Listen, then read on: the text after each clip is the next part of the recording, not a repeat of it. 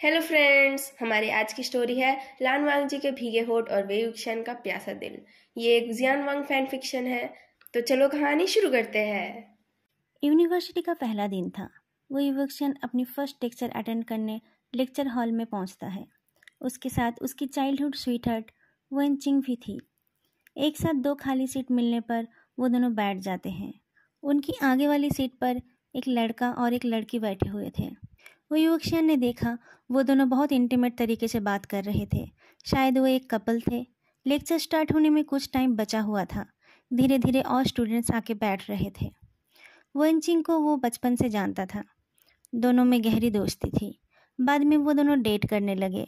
उनके रिलेशनशिप को 3 साल पूरे हो चुके थे। वो पहले भी साथ पढ़ते थे और अब यूनिवर्सिटी में भी दोनों साथ आए थे। उनका मेजर सब्जेक्ट सेम था, बस माइनर सब्जेक्ट्स अलग अलग थे। युवक्षण ने देखा सामने वाला लड़का उसके साथ वाली लड़की के कमर में हाथ रखता है तो वो लड़की आगे होकर उसका गाल चूम लेती है। वो युवक्षण हैरान हो जाता है। उसने कभी वंचिंग को उस तरीके से नहीं छुआ था, ना ही कभी उन दोनों ने एक दूसरे को किस किया था। उसने कभी उस चीज़ की ज़रूरत ही नहीं समझी। वो अपनी गर्लफ्रेंड की तरफ देखता है। वंचिंग बैग से सामान निकालने में बिजी थी। उसने सामने वालों की हरकतें नहीं देखी। माइनर सब्जेक्ट का क्लास अटेंड करने के लिए वो युवक्षण को एक और बिल्डिंग में जाना पड़ा। उसे रूम ढूंढने में टाइम लग गया। जब तक वो पहुंचा तब तक प्रोफेसर लन जिचेन भी पहुंच गए थे। वो जल्दी से एक सीट पर बैठ जाता है। वेंचिंग उसके साथ नहीं थी। वो अपनी माइनर क्लास के लिए गई थी। प्रोफेसर लन ने अटेंडेंस रजिस्टर से सबका नाम पुकारा और सबका इंट्रोडक्शन लिया। उसके बाद उन्होंने कहा, सब लोग रोज़ इसी पोजीशन में बैठोगे। मैं कोई सीट चेंज अलाउ नहीं करूँगा। मेरी क्लास में अगर किसी ने रूल्स फॉलो नहीं किया तो उसे मैं फाइनल एग्जामिनेशन के लिए अलाउ नहीं करूँगा। वो युवक्षण सोचता है, इतने सारे तो स्टूडेंट्स हैं, कोई सीट चेंज भी करेगा तो उनको कैसे पता चलेगा। उनको तो सबका नाम भी याद नहीं रहेगा। लेकिन फिर भी वो अपने डेस्क मेट की तरफ देखता है और वो देखता ही रह जाता है। कोई कैसे इतना हैंडसम हो सकता है, वो सोचता है। उसका डेस्क मेट एक लड़का था जो लेक्चर में पूरा ध्यान लगा रहा था। वो लड़का बहुत गोरा था और उसके बाल बिल्कुल काले थे। उसके होंठ गीले और गुलाबी रंग के थे।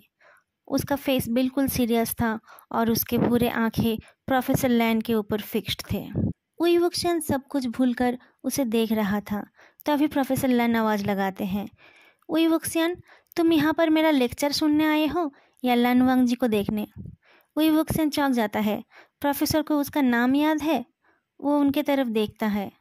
क्लास में कॉन्सेंट्रेट करो युवक्षण, प्रोफेसर ने कहा। दोस्ती बाद में कर लेना। लन वांग जी युवक्षण की तरफ देखता है। युवक्षण एक बार उसके तरफ देखकर अपनी नोटबुक की तरफ देखने लगता है। लेक्चर फिर से चालू हो जाता है। लंच टाइम में युवक्षण और वेंचिंग अपने पुराने दोस्तों के साथ कैंटीन में जाते हैं। वहाँ सब लोग अपने अपने एक्सपीरियंस शेयर करने लगते हैं। यूनिवर्सिटी का पहला दिन सबके लिए बहुत खास था। जियान चेंग कहता है, मेरी क्लास में एक लड़की है जो तुम्हें पहले दिन ही एक लड़की मिल गई। वाह भाई, निये हुआ संग कहता है। कोई लड़की नहीं मिली है मुझे, जियान चेंग बोलता है। मैं तो बस ये कह रहा था कि वो लड़की है तो क्यूट, पर उसमें एटीट्यूड बहुत है। पता नहीं अपने आप को क्या समझती है। ओह, उसने तुम्हें भाव नहीं दिया, बैड लक, वो युवक्षण हंसने लगता है। तुम्हें क्या, तुमने तो पहले से ही लड़की पटा रखी है। हम जैसे सिंगल लोगों का दर्द तुम क्या समझोगे, जियान चेंग आंखें घुमाते हुए बोलता है। वन चिंग बोलती है, सिर्फ हम नहीं, हमारी क्लास में तो और भी बहुत सारे कपल्स हैं। हमारी क्लास में भी है, मियाँ मियाँ बोल उठती है। वो युवक्षण उन लोगों की बातों को नज़रअंदाज करते हुए निये हुए संग से पूछता है, तो तुम्हें भी कोई पसंद आ गई है क्या? और उसने तुम्हारे तरफ देखा भी नहीं? कोई बात नहीं, जैसे ही लड़कियों को तुम्हारी बाइक दिख जाएगी वो पीछे बैठने के लिए पागल हो जाएंगे। मैं तो बाइक दिखा दूंगा, पर जियान चिंग क्या दिखाएगा, अपना गुस्सा? गुस्से से पटाएगा वो लड़की? निये हुआ संग पूछता है। वो युवक्षण बोल उठता है, तुम दोनों के पीछे एक टेबल छोड़ के व्हाइट शर्ट में एक लड़का बैठा है, एक एक करके देखना। हमारे पीछे? निये हुआ संग पूछता है। कैसा लड़का? लड़का देखकर हम क्या करेंगे, जियान चेंग बोल उठता है। मियाँ मियाँ तुम देख लो। मियाँ मियाँ और वेन चिंग ने तब तक देख लिया था क्योंकि उनको पीछे मुड़ना नहीं पड़ा था। वो दोनों देखते ही रह गए, पलके भी नहीं झपकाए। ऐसा क्या देख लिया? निये हुए संग पीछे मुड़ता है। ये कौन है? ऐसा लड़का यहाँ रहेगा तो मुझे तो कोई मिलने से रही। जियान चेंग भी उसे मुड़कर देखता है। लैन वांगजी की बॉडी स्ट्रेट थी और उसका फेस भी। वाइट शर्ट में वो एक फूलों से भरा हुआ जेड ट्री लग रहा था। उसके ऊपर से लाइट जैसे फिसल के जा रही थी। व्हाट द, जियान चेंग बोल उठता है। वो आगे कुछ नहीं बोल पाता है। वो युवक्सेन वेनचिंग को छेड़ते हुए बोलता है, क्या तुम्हें अफसोस हो रहा है कि तुम सिंगल नहीं हो?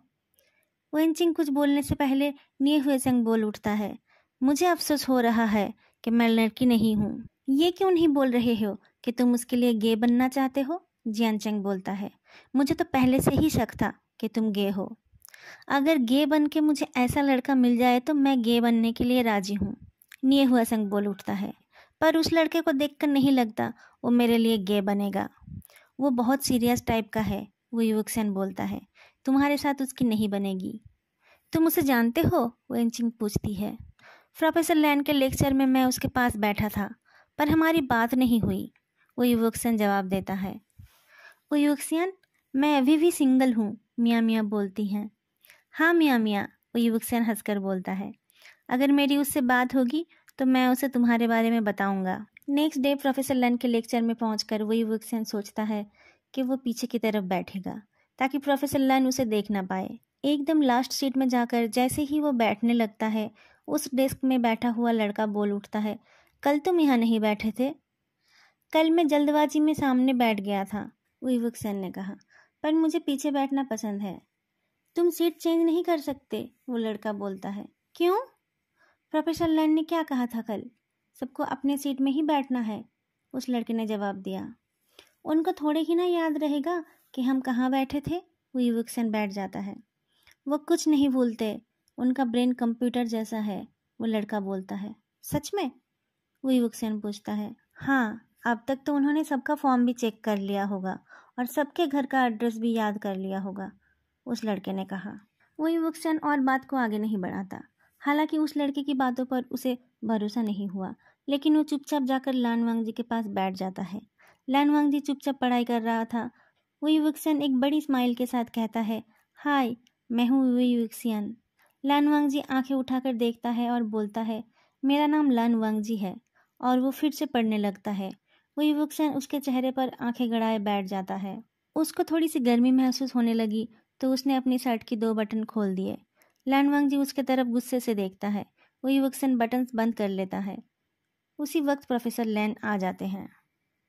वो युवक्सेन को हैरान करते हुए प्रोफेसर लैन 8 स्टूडेंट्स के नाम लेते हैं और कहते हैं, मैं बार बार नहीं बोलूँगा, तुम लोगों को सीट चेंज नहीं करनी है, अपने अपने जगह पर वापस जाओ। उनको सच में सबके नाम और सीट याद थे। वो युवक्सेन अपना सर घुमा घुमा के ये सब ड्रामा देख रहा था, लेकिन उसने देखा कि लान वांगजी इन सब के बीच चुपचाप अपनी किताब पढ़े जा रहा था। वो युवक्सेन उसे देखने लगा। प्रोफेसर लैन के वार्निंग के बाद ही वो सामने देखता है। प्रोफेसर लैन के निकल जाने के बाद वो लान वांगजी से बोलता है, कल लंच के टाइम मैंने देखा तुम अकेले बैठे थे, तुम चाहो तो हमें ज्वाइन कर सकते हो। लान वांगजी कुछ जवाब नहीं देता। वो एक बार तिरछी नज़र से वो युवक्सेन को देखता है और चल पड़ता है। वीकेंड पर वो युवक्सेन और उसके 4 दोस्त अपने स्कूल के बाकी दोस्तों के साथ पार्टी करने गए। वहाँ सब कपल्स एक एक करके डांस कर रहे थे और डांस के बाद पब्लिक डिमांड पर सबके सामने किस कर रहे थे। वो युवक्सेन की भी बारी आई। उसने कहा, मुझे डांस नहीं आता। तुम्हारे बदले मैं वेनचिंग के साथ चला जाऊं? जियान चेंग पूछता है। क्या बात है वो युवक्सेन? निये हुए संग पूछता है। तुम दोनों ने अब तक किस भी नहीं किया है क्या? ऐसी बात नहीं है, वो युवक्सेन जवाब देता है। उसको करना आएगा तब ना वो करेगा, जियान चेंग बोलता है। चुप हो जाओ तुम, वो युवक्सेन बोलता है। फिर वो वेनचिंग से पूछता है, क्या हमें ये करना चाहिए? सब लोग तो कर रहे हैं, वेनचिंग जवाब देती है। वो तो कब से उस पल का इंतजार कर रही थी, पर वो युवक्सेन ने कभी पहल ही नहीं किया था। फिर क्या, उन दोनों ने डांस किया और उसके बाद किस भी। वो युवक्सेन की ये पहली किस थी। उसे तो कोई आइडिया ही नहीं था कि किस करके कैसा लगता है, पर उसे अच्छा लगा। मंडे को जब वो लंच करने गए तो लान वांगजी आकर उनके टेबल के पास खड़ा हो गया। वो युवक्सेन एक्साइटेड होकर उसको बैठने को बोलता है और अपने दोस्तों से उसे इंट्रोड्यूस कराता है। लान वांगजी धीमी आवाज़ में हेलो बोलता है। उसके बाद उन 5 ने इतना बोला कि लान वांगजी को ज़्यादा कुछ बोलने की ज़रूरत ही नहीं पड़ी। वो बस 1-2 शब्दों में उनके सवालों का जवाब देता रहा।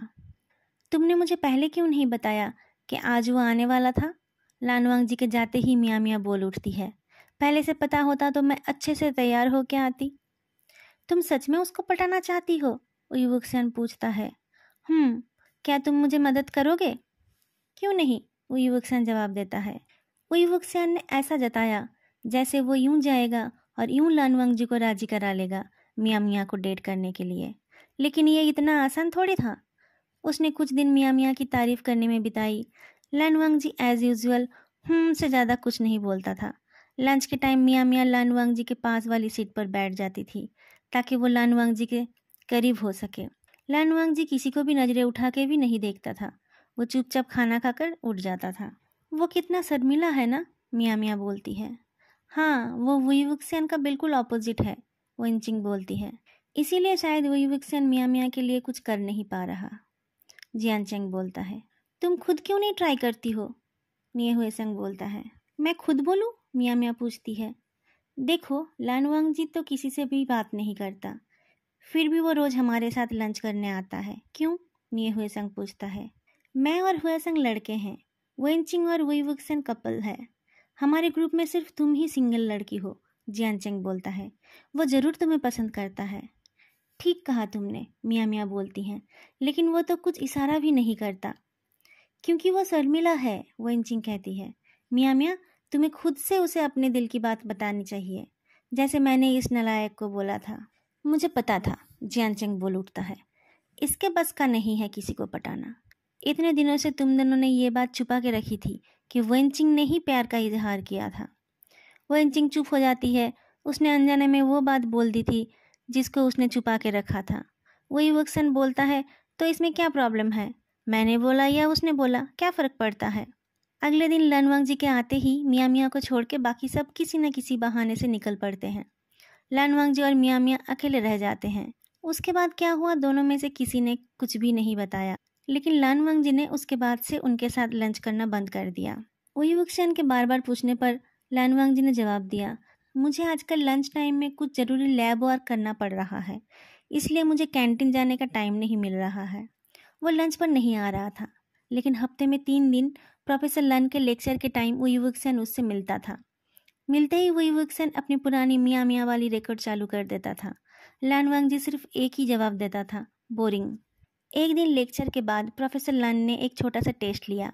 उन्होंने लानवांग जी और वुई वुक्सन को टेस्ट पेपर कलेक्ट करके उनके ऑफिस में जमा करने की रिस्पॉन्सिबिलिटी दी थी। काम खत्म करके जब वो दोनों घर जाने के लिए बिल्डिंग से बाहर आए तो उन्होंने देखा बाहर तेज बारिश हो रही थी। वुई वुक्सन के पास छाता था, पर लानवांग जी छाता लाना भूल गया था। तुम चले जाओ वुई वुक्सन, मैं बारिश रुकने का इंतजार करूंगा।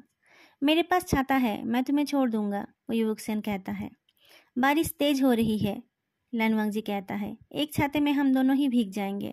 तुम चले जाओ, मैं इंतजार कर लेता हूँ। तो फिर मैं भी रुक जाता हूँ। बारिश कम होने पर दोनों चल पड़ेंगे। वो युवकसन रुक जाता है और अपने मिशन पर लग जाता है।